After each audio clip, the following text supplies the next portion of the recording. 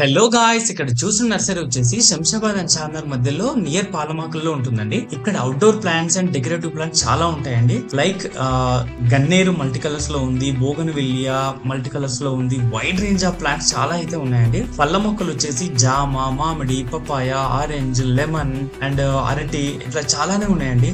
Indoor plants వచ్చేసి తులసి, peace lily, rubber plant, జడ plant, lucky bamboo, money plant ఇలా ఉన్నాయండి. అదే విధంగా తులసి ప్లాంట్ పెట్టుకోవడానికి మార్బుల్ పాట్స్ కూడా ఉన్నాయండి విత్ లో ప్రైస్. రోజ్ ప్లాంట్స్ కూడా ఉన్నాయండి. రోజ్ ప్లాంట్స్ వచ్చేసి మల్టిపుల్ కలర్స్ ఉన్నాయి.